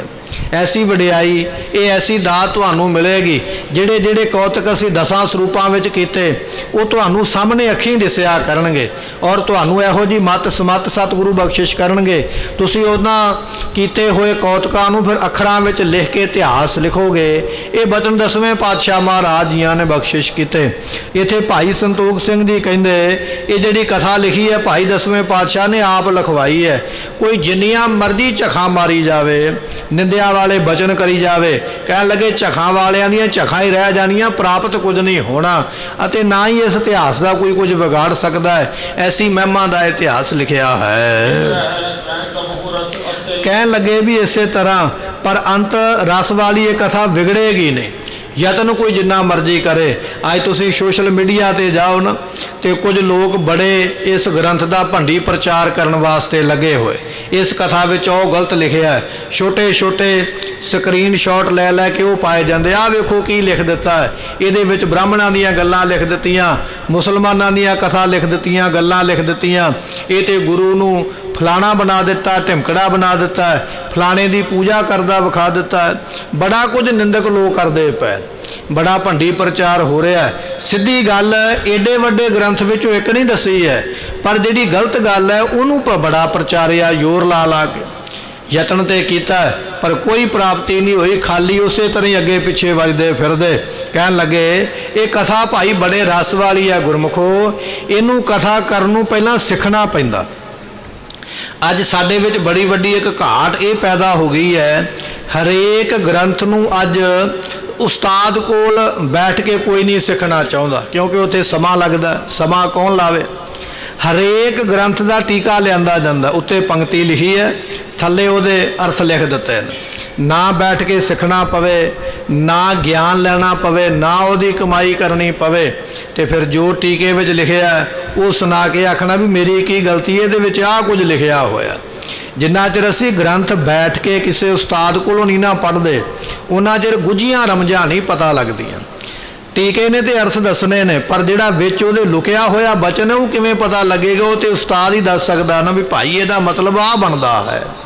ਸੋ ਇਹ ਵੱਡੀ ਇੱਕ ਮਾਰ ਪੈ ਗਈ ਹੈ ਕਿ ਉਹ ਟੀਕਾ ਲੱਭ ਲਿਆ, ਟੀਕੇ ਵਿੱਚੋਂ ਪੜ੍ਹ ਲਿਆ ਤੇ ਫਿਰ ਆਖਿਆ ਵੀ ਮੈਂ ਵਿਦਵਾਨ ਆ, ਪਰੇ ਹੋ ਜੋ, ਹੁਣ ਮੈਨੂੰ ਕਥਾ ਕਰਨੀ ਆਉਂਦੀ ਹੈ, ਹੁਣ ਕੋਈ ਕਥਾ ਮੇਰੇ ਵਰਗੀ ਕਰ ਨਹੀਂ ਸਕਦਾ ਹੈ। ਨਹੀਂ ਪੜ੍ਹਿਆ ਤੇ ਤਾਂ ਹੀ ਸ਼ੰਕੇ ਪੈਦਾ ਹੁੰਦੇ। ਪਰ ਜਿਨ੍ਹਾਂ ਨੇ ਸਿੱਖਿਆ ਨਾ ਕਿਤਿਓਂ ਬੈਠ ਕੇ, ਉਹ ਸ਼ਰਧਾ ਵਾਲੀ ਗੱਲ, ਭਾਵਨਾ ਵਾਲੀ ਗੱਲ ਸੰਗਤ ਨੂੰ ਸੁਣਾ ਕੇ ਸੰਗਤ ਦੀ ਸ਼ਰਧਾ ਗੁਰੂ ਦੇ ਉੱਪਰ ਬੰਨ੍ਹਦੇ ਤੇ ਬਣਾਉਂਦੇ। ਆਪਾਂ ਕਿੰਨੇ ਲੰਮੇ ਸਮੇਂ ਤੋਂ ਇਸ ਇਤਿਹਾਸ ਦੀ ਕਥਾ ਨੂੰ ਗੁਰੂ ਨਾਨਕ ਸਾਹਿਬ ਤੋਂ ਲੈ ਕੇ ਸੁਣਨ ਲੱਗੇ ਹੋਏ ਆ। ਅੱਜ 9ਵੇਂ ਪਾਤਸ਼ਾਹ ਮਹਾਰਾਜ ਦੀ ਸ਼ਹੀਦੀ ਤੱਕ ਇਹ ਕਥਾ ਪਹੁੰਚ ਗਈ ਹੈ। ਕੋਈ ਵੀ ਇਹੋ ਜਿਹਾ ਬਚਨ ਨਹੀਂ ਆਪਾਂ ਨੂੰ ਲੱਗਿਆ ਵੀ ਆਹ ਜਿਹੜਾ ਠੀਕ ਨਹੀਂ ਹੈ। ਸਾਰੇ ਬਚਨ ਮਹਾਰਾਜ ਦੀ ਮਹਿਮਾ ਵਾਲੇ ਨੇ, ਪਰ ਇਹ ਸਾਨੂੰ ਪਹਿਲਾਂ ਸਮਝਣਾ ਪਵੇਗਾ, ਆਪ ਨੂੰ ਫਿਰ ਸਮਝਾ ਸਕਦੇ। ਸੋ ਬਚਨ ਆ ਗਿਆ, ਕਹਿਣ ਲੱਗੇ ਮਹਾਰਾਜ ਦੀ ਕਥਾ ਦੇ ਭਾਈ ਰਸ ਵਾਲੀ, ਆਨੰਦ ਵਾਲੀ ਹੈ। ਕੁਝ ਲੋਕ ਵਿਗਾੜਨ ਦਾ ਯਤਨ ਕਰਨਗੇ, ਜਿੰਨਾ ਮਰਜ਼ੀ ਜ਼ੋਰ ਲਾ ਲੈਣ, ਇਸ ਦੇ ਰਸ ਨੂੰ ਕੋਈ ਵਿਗਾੜ ਨਹੀਂ ਸਕਦਾ ਹੈ। ਸੋ ਕਹਿਣ ਲੱਗੇ ਇਸੇ ਤਰ੍ਹਾਂ ਭਾਈ ਇਹ ਬਚਨ ਹੈ ਕਿ ਸਤਿਗੁਰਾਂ ਦਾ ਜਿਹੜਾ ਜਸ ਹੈ ਉਹ ਬੜਾ ਵੱਡਾ ਹੈ। ਸਰਦ ਰੁੱਤ ਚੰਦਰਮਾ ਵਰਗਾ ਸ੍ਰੇਸ਼ਟ ਉਜਲ ਮੁਖ ਸਾਰਦਾ ਦਾ ਹੈ। ਸੋ ਬਚਨ ਕਰਦੇ ਕਹਿਣ ਲੱਗੇ ਸਾਰਦ ਚੰਦ, ਸੋ ਜਿਹੜਾ ਸਰਦੀ ਦੀ ਰੁੱਤ ਹੈ, ਜਾਂ ਜਿਹੜਾ ਚੰਦਰਮਾ ਇਤਿਆਦਿਕ ਹੈ, ਜਾਂ ਜਿਹੜਾ ਸਾਰਦਾ ਦਾ ਬਦਨ ਮੁਖ ਹੈ। ਮੈਂ ਸਤਿਗੁਰੂ ਪਾਤਸ਼ਾਹ ਮਹਾਰਾਜ ਦੇ ਚਰਨਾਂ ਤੇ ਨਮਸਕਾਰ ਕਰਕੇ ਇਸ ਕਥਾ ਨੂੰ ਆਖਦਾ ਹਾਂ। ਮੈਂ 10 ਗੁਰੂਆਂ ਨੂੰ ਧਿਆਇਆ। 10 ਗੁਰੂ ਜਿਹੜੇ ਨੇ ਪਰਮੇਸ਼ਰ ਦਾ ਰੂਪ ਨੇ, ਇਹਦੇ ਵਿੱਚ ਸ਼ੰਕਾ ਨਾ ਕੋਈ ਕਰੇ, ਕੋਈ ਭਰਮ ਨਾ ਕਰੇ ਕਿ 10 ਗੁਰੂ ਜਿਹੜੇ ਨੇ ਉਹ ਐਵੇਂ ਹੀ ਦੁਨੀਆ ਵਿੱਚ ਆ ਗਏ ਜਾਂ ਆਮ ਇਨਸਾਨ ਨੇ। ਕਹਿਣ ਲੱਗੇ 10 ਗੁਰੂ ਸਾਹਿਬਾਨ ਪਾਰ ਬ੍ਰਹਮ ਦਾ ਸਰੂਪ ਹਨ। ਮੈਂ ਉਹਨਾਂ ਨੂੰ ਧਿਆਉਂਦਾ ਹਾਂ, ਉਹਨਾਂ ਦੇ ਨਾਮ ਨੂੰ ਜਪਦਾ, 10 ਗੁਰੂਆਂ ਦੇ ਚਰਨਾਂ ਵਿੱਚ ਅਰਦਾਸ ਕਰਦਾ ਹਾਂ, ਅਤੇ ਵਾਰ-ਵਾਰ ਸਿਰ ਨਵਾ ਨਵਾ ਕੇ, ਮੱਥਾ ਟੇਕ ਟੇਕ ਕੇ ਤੇ ਸਤਿਗੁਰਾਂ ਦੇ ਅੱਗੇ ਬੇਨਤੀ ਕਰਦਾ, ਮਹਾਰਾਜ ਕਿਰਪਾ ਕਰੋ, ਮੈਂ ਇਸ ਕਥਾ ਨੂੰ ਲਿਖਣਾ ਚਾਹੁੰਦਾ ਹਾਂ। ਇਹ ਮੈਂ ਸਤਿਗੁਰਾਂ ਦੇ ਅੱਗੇ ਸੋ ਬੇਨਤੀ ਕੀਤੀ ਹੈ। ਹੁਣ ਭਾਈ ਸਾਹਿਬ ਜੀਆਂ ਨੇ ਇੱਥੇ ਜਿਹੜੀ 12ਵੀਂ ਰਾਸ ਹੈ ਨਾ ਗੁਰਮੁਖੋ, ਉਹ ਸੰਪੂਰਨ ਹੋਈ ਹੈ। ਇੱਥੋਂ ਹੁਣ ਅੱਗੇ ਜਿਹੜੀਆਂ ਰੁੱਤਾਂ ਚੱਲ ਪਈਆਂ, ਜਿਵੇਂ 6 ਰੁੱਤਾਂ ਨੇ ਨਾ, ਸੋ ਇਹ 6 ਰੁੱਤਾਂ ਦੇ ਮੁਤਾਬਕ ਹੁਣ ਗ੍ਰੰਥ ਲਿਖਣਗੇ। 12 ਰਾਸਾਂ ਪੂਰੀਆਂ ਹੋ ਗਈਆਂ, ਇਹ 6 ਰੁੱਤਾਂ ਹੁਣ ਸ਼ੁਰੂ ਹੋਣ ਲੱਗੀਆਂ। ਇੱਥੇ ਹੁਣ ਪਹਿਲਾਂ ਗੁਰੂ ਦੀ ਮਹਿਮਾ ਕਰਦੇ ਪਏ, ਵਡਿਆਈ ਕਰਦੇ ਪਏ, ਵਡਿਆਈ ਕਰਕੇ ਨਮਸਕਾਰ ਕਰਕੇ ਫਿਰ ਅੱਗੇ ਕਥਾ ਲਿਖਣਗੇ। ਕੀ ਬਚਨ ਕਰਦੇ ਹੋ? ਆਪਾਂ ਸਰਵਨ ਕਰਦੇ ਹਾਂ। ਸੋ ਕਹਿਣ ਲੱਗੇ ਜਿਹੜਾ ਸਮਾਂ ਬਤੀਤ ਹੋ ਗਿਆ ਜਾਂ ਜਿਹੜਾ ਆਉਣ ਵਾਲਾ ਸਮਾਂ ਹੈ, ਅਣਗਿਣਤ ਮਹਾਰਾਜ ਦੇ ਐਸੇ ਸਿੱਖ ਹਨ। ਮੈਂ ਸਾਰਿਆਂ ਦੇ ਅੱਗੇ ਬੇਨਤੀ ਕਰਦਾ, ਵੇਖੋ ਕਿਹੋ ਜੀ ਨਿਮਰਤਾ ਹੈ। ਆਪ ਵੀ ਸਿੱਖ ਨੇ, ਬਚਨ ਕਰਦੇ ਪਏ, ਜਿੰਨੇ ਸਿੱਖ ਪਹਿਲਾਂ ਹੋ ਚੁੱਕੇ ਨੇ ਦੁਨੀਆ ਤੇ ਮੇਰੇ ਤੋਂ ਪਹਿਲਾਂ, ਉਹਨਾਂ ਦੇ ਚਰਨਾਂ ਵਿੱਚ ਵੀ ਬੇਨਤੀ ਹੈ। ਜਿਹੜੇ ਮੇਰੇ ਤੋਂ ਬਾਅਦ ਵਿੱਚ ਹੋਣਗੇ ਗੁਰੂ ਕੇ ਸਿੱਖ, ਉਹਨਾਂ ਦੇ ਚਰਨਾਂ ਵਿੱਚ ਵੀ ਮੈਂ ਬੇਨਤੀ ਕਰਦਾ ਹਾਂ। ਮੇਰੇ ਜਿਹੜੇ ਵਿਘਨ ਨੇ ਗ੍ਰੰਥ ਵਿੱਚ ਪੈਣ ਵਾਲੀਆਂ ਰੁਕਾਵਟਾਂ, ਇਹ ਮੁਕਾ ਦਿਓ ਕਿਰਪਾ ਕਰਕੇ। ਇਹ ਗੁਰੂ ਕਾ ਖਾਲਸਾ, ਖਾਲਸਾ ਗੁਰੂ ਦਾ, ਗੁਰੂ ਪੰਥ ਹੈ, ਗੁਰੂ ਰੂਪ ਹੈ। ਇਹ ਗੁਰੂ ਰੂਪ ਖਾਲਸਾ ਜੀ, ਮੇਰੀ ਬੇਨਤੀ ਹੈ ਵੀ ਮੈਂ ਕਥਾ ਲਿਖਣ ਲੱਗਾ ਤੇ ਗੁਰੂ ਪੰਥ ਗੁਰੂ ਖਾਲਸਾ ਅਰਦਾਸ ਕਰੋ ਮਹਾਰਾਜ ਦੇ ਚਰਨਾਂ ਵਿੱਚ, ਮੇਰੀ ਇਸ ਕਥਾ ਵਿੱਚ ਰੁਕਾਵਟ ਨਾ ਪਵੇ, ਸਾਰੀਆਂ ਰੁਕਾਵਟਾਂ ਪਰੇ ਦੂਰ ਭੱਜ ਜਾਣ। ਬਿਘਨ ਬਨਾਸਨ ਸਭ ਦੁਖ ਨਾਸਨ ਸਤਿਗੁਰ ਨਾਮ ਦ੍ਰਿੜਾਇਆ, ਐਸੀ ਦਾਤ ਬਖਸ਼ਿਸ਼ ਕਰ ਦਿਓ ਮੈਂ ਇਸ ਗ੍ਰੰਥ ਨੂੰ ਲਿਖਣਾ ਕਰਾਂ। ਇਹਦੇ ਵਿੱਚ ਮਹਾਰਾਜ ਜੀਆਂ ਦਾ ਜਸ ਬੜਾ ਵੱਡਾ, ਬੜੀ ਵੱਡੀ ਮਹਿਮਾ ਇਹਦੇ ਵਿੱਚ, ਸਤਿਗੁਰਾਂ ਦੇ ਜਸ ਦੀ ਜੋ ਮੈਂ ਕਹਿਣ ਲੱਗਾ ਹਾਂ। ਹੁਣ ਭਾਈ ਸੰਤੋਖ ਸਿੰਘ ਜੀ ਜਿਨ੍ਹਾਂ ਦੇ ਕੋਲੋਂ ਸਿੱਖਿਆ ਨਾ, ਬੈਠ ਕੇ ਵਿਦਿਆ ਲਈ ਹੈ, ਹੁਣ ਉਹਨਾਂ ਦਾ ਨਾਮ ਲਿਖਦੇ। ਆਪਣੇ ਗੁਰੂ ਦਾ ਨਾਮ ਲਿਖਿਆ ਹੈ, ਆਪਣੇ ਉਸਤਾਦ ਦਾ ਨਾਮ ਲਿਖਿਆ ਭਾਈ ਸੰਤੋਖ ਸਿੰਘ ਜੀਆਂ ਨੇ। ਕਹਿਣ ਲੱਗੇ ਸੰਤ ਸਿੰਘ, ਜਿਹੜਾ ਮੇਰਾ ਉਸਤਾਦ ਸੀ ਉਹਦਾ ਨਾਮ ਹੈ ਸੰਤ ਸਿੰਘ। ਉਹਨਾਂ ਦੇ ਕੋਲ ਬੈਠ ਕੇ ਮੈਂ ਇਹ ਸਾਰੀ ਵਿਦਿਆ ਲਈ ਹੈ। ਸੋ ਸੰਤ ਸਿੰਘ ਗੁਰ ਅੱਖਰ ਦਾਤਾ, ਇਹ ਜਿਹੜੇ ਮੈਂ ਅੱਖਰ ਲਿਖੇ ਨਾ, ਕਥਾ ਦੇ ਕਵਿਤਾ ਲਿਖੀ ਹੈ, ਇਹ ਅੱਖਰਾਂ ਨੂੰ ਦੇਣ ਵਾਲਾ ਮੇਰਾ ਜਿਹੜਾ ਗੁਰੂ ਹੈ, ਮੇਰਾ ਉਸਤਾਦ, ਉਹਦਾ ਨਾਮ ਭਾਈ ਸੰਤ ਸਿੰਘ ਹੈ। ਸੋ ਜੋ ਦਮਦਮੀ ਟਕਸਾਲ ਹੈ, ਦਮਦਮੀ ਟਕਸਾਲ ਦੇ ਬਾਬਾ ਦੀਪ ਸਿੰਘ ਤੋਂ ਲੈ ਕੇ ਤੇ ਸੰਤ ਜਰਨੈਲ ਸਿੰਘ ਤੱਕ 14 ਮੁਖੀ ਹੋਏ। ਪਹਿਲੇ ਮੁਖੀ ਬਾਬਾ ਦੀਪ ਸਿੰਘ ਨੇ, 14ਵੇਂ ਮੁਖੀ ਸੰਤ ਜਰਨੈਲ ਸਿੰਘ ਨੇ। ਸੋ ਇਹ ਪਹਿਲੇ ਮੁਖੀ ਤੋਂ ਲੜੀ ਚਲਦਿਆਂ ਚਲਦਿਆਂ ਇਹ ਜਿਹੜੇ ਸੰਤ ਸਿੰਘ ਸਨ, ਇਹ ਵੀ ਟਕਸਾਲ ਦੇ ਮੁਖੀ ਹੋਏ। ਸੋ ਪਹਿਲਾਂ ਤੇ ਬਾਬਾ ਦੀਪ ਸਿੰਘ ਤੋਂ ਬਾਅਦ ਵਿੱਚ ਉਹਨਾਂ ਦੇ ਕੋਲ ਰਹਿ ਕੇ, ਟਕਸਾਲ ਦੇ ਸੰਤਾਂ ਦੇ ਕੋਲ ਰਹਿ ਕੇ ਕਹਿੰਦੇ ਮੈਂ ਇਹ ਅੱਖਰ ਲਿਖੇ ਨੇ, ਅੱਖਰ ਸਿੱਖੇ ਨੇ, ਤਾਂ ਮੈਂ ਇਹ ਕਥਾ ਲਿਖੀ ਹੈ। ਮੈਂ ਉਹਨਾਂ ਦੇ ਚਰਨਾਂ ਤੇ ਨਮਸਕਾਰ ਕਰਦਾ ਹਾਂ। ਮੈਂ ਉਹਨਾਂ ਦੇ ਚਰਨਾਂ ਤੇ ਨਮਸਕਾਰ ਕਰਦਾ ਹਾਂ ਕਿ ਮੇਰੇ ਤੇ ਕਿਰਪਾ ਕਰੋ, ਮੈਂ ਇਹ ਕਥਾ ਲਿਖਣੀ ਚਾਹੁੰਦਾ ਹਾਂ। ਆਪਣੇ ਪਿਤਾ ਦਾ ਵੀ ਨਾਮ ਲਿਖਦੇ। ਕਹਿਣ ਲੱਗੇ ਮੇਰੇ ਪਿਤਾ ਦਾ ਨਾਮ ਦੇਵਾ ਸਿੰਘ ਹੈ, ਮੈਂ ਦੇਵਾ ਸਿੰਘ ਦਾ ਪੁੱਤਰ ਹਾਂ, ਨਾਮ ਮੇਰਾ ਸੰਤੋਖ ਸਿੰਘ। ਕਥਾ ਮੈਂ ਲਿਖਣ ਲੱਗਾ, ਮੇਰੇ ਗੁਰੂ ਦਾ ਨਾਮ ਹੈ ਸੰਤ ਸਿੰਘ, ਮੇਰੇ ਪਿਤਾ ਦਾ ਨਾਮ ਹੈ ਭਾਈ ਦੇਵਾ ਸਿੰਘ, ਮੈਂ ਦੇਵਾ ਸਿੰਘ ਦਾ ਪੁੱਤਰ ਹਾਂ। ਮੈਂ ਆਪਣੇ ਪਿਤਾ ਦੇ ਚਰਨਾਂ ਤੇ ਵੀ ਮੱਥਾ ਟੇਕਦਾ, ਕਿਉਂਕਿ ਮਾਤਾ ਪਿਤਾ ਵੀ ਤੇ ਰੱਬ ਰੂਪ ਹੁੰਦੇ ਨੇ ਨਾ। ਸੋ ਮੈਂ ਆਪਣੇ ਪਿਤਾ ਨੂੰ ਆਪਣਾ ਰੱਬ ਜਾਣ ਕੇ ਉਹਦੇ ਚਰਨਾਂ ਤੇ ਵੀ ਨਮਸਕਾਰ ਕਰਦਾ। ਆਪਣੇ ਪਿਤਾ ਦੀ ਖੁਸ਼ੀ ਲੈ ਕੇ, ਦੇਹੋ ਸੱਜਣ ਅਸੀਸੜੀਆਂ ਜੋ ਹੋਵੇ ਸਾਹਿਬ ਸਿਓ ਮੇਲ। ਗੁਰਮੁਖੋ ਜਿਹੜੀ ਅਸੀਸ ਹੈ ਨਾ, ਇਹ ਰੱਬ ਦੇ ਨਾਲ ਮਿਲਾ ਦਿੰਦੀ ਹੈ। ਮੈਂ ਆਪਣੇ ਪਿਤਾ ਦੇ ਕੋਲੋਂ ਅਸੀਸ ਲੈਂਦਾ, ਚਰਨਾਂ ਤੇ ਮੱਥਾ ਟੇਕ ਕੇ, ਪਿਤਾ ਜੀ ਮੈਨੂੰ ਅਸੀਸ ਦਿਓ, ਮੈਂ ਕਥਾ ਲਿਖਾਂ। ਆਪਣੇ ਪਿਤਾ ਦੇ ਅੱਗੇ ਵੀ ਬੇਨਤੀ ਕਰਦਾ ਹਾਂ। ਪਿਤਾ ਨੂੰ ਨਮਸਕਾਰ ਕਰਨ ਤੋਂ ਮਗਰੋਂ ਫਿਰ ਮੈਂ ਆਪਣੀ ਮਾਤਾ ਨੂੰ ਵੀ ਮੱਥਾ ਟੇਕਦਾ, ਜਿਹਨੇ ਮੈਨੂੰ ਜਨਮ ਦਿੱਤਾ, ਜੋ ਦੁਨੀਆ ਤੇ ਲੈ ਕੇ ਆਈ ਹੈ, ਜਿਹਨੇ ਮੈਨੂੰ ਪਾਲਿਆ ਹੈ। ਐਸੀ ਮਾਤਾ ਦੇ ਚਰਨਾਂ ਤੇ ਵੀ ਮੱਥਾ ਟੇਕਦਾ। ਐ ਮੇਰੀ ਮਾਤਾ ਮੇਰੇ ਤੇ ਕਿਰਪਾ ਕਰ, ਐ ਮੇਰੀ ਮਾਂ ਮੈਨੂੰ ਆਸ਼ੀਰਵਾਦ ਦੇ, ਮੈਨੂੰ ਅਸੀਸ ਦੇ ਕਿ ਮੈਂ ਕਥਾ ਲਿਖਾਂ। ਮੈਂ ਆਪਣੀ ਮਾਂ ਦੀਆਂ ਵੀ ਅਸੀਸਾਂ ਚਾਹੁੰਦਾ ਹਾਂ, ਉਹਨਾਂ ਨੂੰ ਵੀ ਮੈਂ ਯਾਦ ਕਰਦਾ ਹਾਂ। ਇਹ ਜਿਹੜੀ ਕਥਾ ਹੈ ਨਾ ਭਾਈ, ਇਹ ਸਮੂਹ ਪਾਪਾਂ ਨੂੰ ਨਾਸ ਕਰਨ ਵਾਲੀ ਮੈਂ ਲਿਖਣ ਲੱਗਾ। ਇੱਕ ਪਾਪ ਨਹੀਂ, ਦੁਨੀਆ ਦੇ ਜਿੰਨੇ ਪਾਪ ਨੇ ਉਹ ਸਾਰੇ ਕਥਾ ਮਾਫ ਕਰੇਗੀ। ਪਰ ਇਹ ਕਥਾ ਲਿਖਣ ਤੋਂ ਪਹਿਲਾਂ ਮੈਨੂੰ ਆਪਣੇ ਗੁਰੂ ਦਾ ਆਸ਼ੀਰਵਾਦ ਵੀ ਚਾਹੀਦਾ, ਮੈਨੂੰ ਆਪਣੇ ਉਸਤਾਦ ਦਾ ਵੀ ਆਸ਼ੀਰਵਾਦ ਚਾਹੀਦਾ, ਮੈਨੂੰ ਆਪਣੇ ਪਿਤਾ ਦਾ ਆਸ਼ੀਰਵਾਦ ਚਾਹੀਦਾ, ਮੈਨੂੰ ਆਪਣੀ ਮਾਤਾ ਦਾ ਵੀ ਆਸ਼ੀਰਵਾਦ ਚਾਹੀਦਾ ਹੈ। ਉਹਨਾਂ ਦੀ ਅਸੀਸਾਂ ਦੇ ਨਾਲ ਮੈਂ ਕਥਾ ਲਿਖਣ ਲੱਗਾ, ਜਿਹੜੀ ਸਾਰਿਆਂ ਦੁੱਖਾਂ ਨੂੰ ਨਾਸ ਕਰਨ ਵਾਲੀ ਹੈ।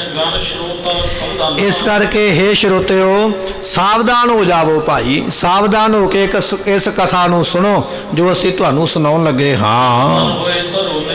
ਤੇ ਕਹਿਣ ਲੱਗੇ ਵੀ ਇੱਕ ਮਨ ਹੋ ਕੇ, ਜਦੋਂ ਕਥਾ ਵਿੱਚ ਬੈਠਣਾ ਨਾ ਆ ਕੇ ਮਨ ਵਿੱਚ ਦੋ ਰਾਵਾਂ ਨਾ ਹੋਣ। ਸਰੀਰ ਸਾਡਾ ਸੰਗਤ ਵਿੱਚ ਬੈਠਾ, ਮਨ ਸਾਡਾ ਘਰ ਦੇ ਕੰਮਾਂ ਵਿੱਚ ਤੁਰਿਆ ਫਿਰਦਾ। ਨਹੀਂ, ਸਰੀਰ ਵੀ ਬਿਠਾਓ, ਮਨ ਨੂੰ ਵੀ ਇੱਥੇ ਲਿਆ ਕੇ ਟਿਕਾਓ। ਇੱਕ ਮਨ ਹੋ ਕੇ, ਦੋ ਮਨਾਂ ਨਾ ਹੋ, ਦੁਚਿੱਤੇ ਨਾ ਹੋ। ਇੱਕ ਧਿਆਨ ਇੱਥੇ, ਇੱਕ ਧਿਆਨ ਦੂਜੇ ਪਾਸੇ, ਗੱਲ ਨਹੀਂ ਬਣੇਗੀ। ਇੱਕ ਮਨ ਹੋ ਕੇ ਗੁਰੂ ਕੀ ਸੰਗਤ, ਸਾਵਧਾਨ ਹੋ ਕੇ। ਗੁਰੂ ਅਰਜਨ ਦੇਵ ਮਹਾਰਾਜ ਲਿਖਣ ਲੱਗੇ, ਸਾਵਧਾਨ ਇਕਾਗਰ ਚੀਤ।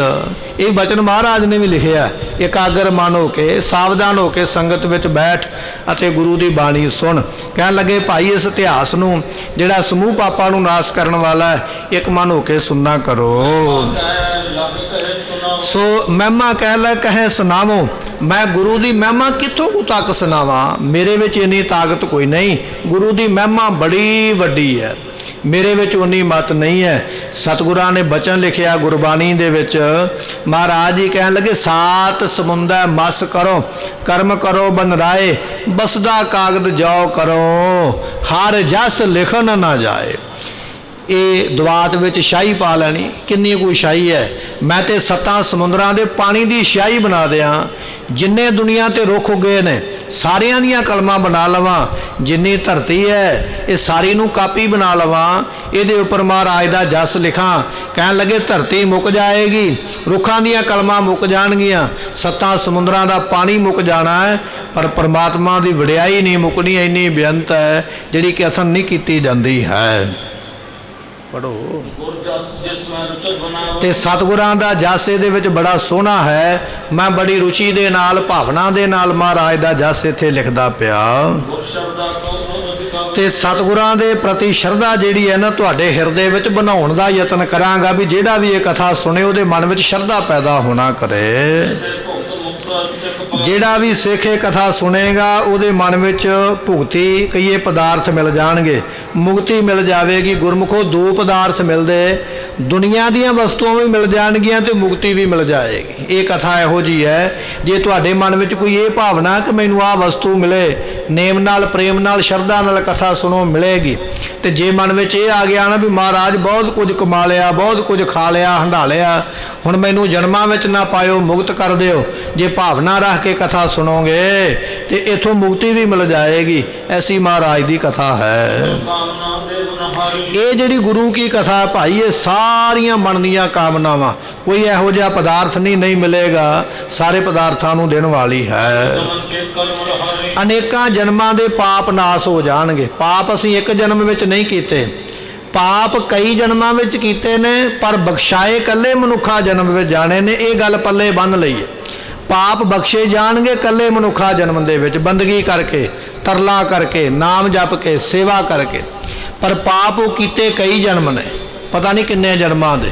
ਕਹਿੰਦੇ ਸਾਰਿਆਂ ਜਨਮਾਂ ਦੇ ਪਾਪ ਇੱਥੇ ਹੀ ਮੁੱਕ ਜਾਣਗੇ, ਆ ਕੇ ਖਤਮ ਹੋ ਜਾਣਗੇ। ਐਸੀ ਕਥਾ ਹੈ। ਤੇ ਜਿਹੜਾ ਇਸ ਕਥਾ ਨੂੰ ਸੁਣੇਗਾ ਨਾ, ਉਹ ਗੁਣਾਂ ਦਾ ਗਿਆਤਾ, ਸ਼ੁਭ ਗੁਣਾਂ ਦਾ ਧਾਰਨੀ ਗੁਰਮੁਖ ਬਣ ਜਾਏਗਾ। ਤੇ ਜਿੰਨੇ ਮਹਾਰਾਜ ਦੇ ਕੌਤਕ ਨੇ ਨਾ, ਉਸ ਨੂੰ ਸਾਰੇ ਸਮਝ ਆ ਜਾਣਗੇ ਵੀ ਮਹਾਰਾਜ ਨੇ ਕਿੱਥੇ ਕਿੱਥੇ ਕਿਹੜੇ ਕਿਹੜੇ ਕੌਤਕ ਕੀਤੇ ਹਨ। ਇਹ ਵੱਡੇ ਵੱਡੇ ਦੁਸ਼ਟਾਂ ਨੂੰ ਨਾਸ਼ ਕਰ ਦੇਵੇਗੀ ਕਥਾ, ਅਤੇ ਦਾਸਾਂ ਨੂੰ ਉਧਾਰ ਦੇਵੇਗੀ। ਜਿਹੜੇ ਪਾਪੀ ਨੇ ਉਹਨਾਂ ਦਾ ਨਾਸ਼ ਆਪੇ ਹੀ ਹੋ ਜਾਣਾ, ਅਤੇ ਜਿਹੜੇ ਗੁਰਮੁਖ ਨੇ ਉਹਨਾਂ ਦਾ ਇਸ ਕਥਾ ਨੇ ਭਲਾ ਕਰ ਦੇਣਾ ਹੈ। ਇਤਿਆਦਿਕ ਜਿਹੜੇ ਕਾਰਨ ਨੇ, ਕਹਿਣ ਲੱਗੇ ਵੀ ਗੁਰੂਆਂ ਦੀ ਕਥਾ ਸੁਣਾਉਣ ਲੱਗਾ, ਕਿਹੜੇ ਕਿਹੜੇ ਦੁਸ਼ਟਾਂ ਨੂੰ ਮਹਾਰਾਜ ਨੇ